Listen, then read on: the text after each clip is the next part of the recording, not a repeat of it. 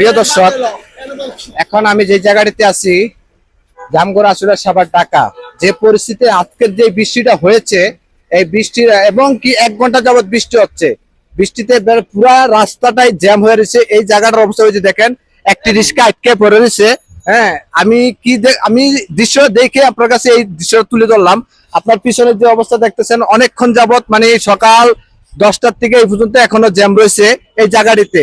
আর এই জায়গাটিতে কিছুক্ষণ পরপর একটা করে রিক্সা, একটা করে মোটরসাইকেল পড়ে যাচ্ছে। আপনি এই দিক থেকে দেখুন একটু, রিক্সাটা দেখাও, দেখেন মামা ঠেলাঠেলি করতেছে। এমন পরিমাণের গাতা, যে পরিমাণের অবস্থা হয়েছে এই জায়গাটির ভিতরে, মানে ভাষায় মনে প্রকাশ করার মতো না।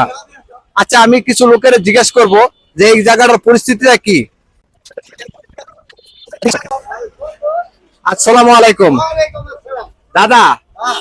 এই যে শ্রীমন্তলা জামগড়া যে অবস্থা, এই জায়গাটি কয়দিন ধরে এরকম? এটা আমার 3-4 মাস ধরে। 3-4 মাস। হ্যাঁ। আচ্ছা, এইখানকার যে স্থানীয় লোকজন আছে, আপনি কি এখানকার স্থানীয় লোক? হ্যাঁ, স্থানীয় লোক। হ্যাঁ। আচ্ছা, এই জায়গাটা যে 3-4 মাস ধরে এই অবস্থা হয়ে রয়েছে, এখনো কোনো লোকজন কোনো সাড়া টাড়া দিচ্ছে না?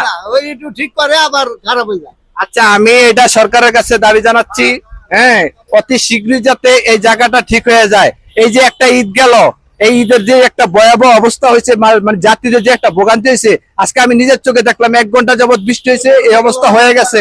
আর এই অবস্থা হলে মানুষ কি করব, যেতে পারছে না। জ্যাম মানে বাইপেল থেকে মনে করেন যে এই নরসিংপুর কন, জিরাপুর কন, এদিকে হাইটা যাচ্ছে মানুষ, কি করব, কিছু করার নাই।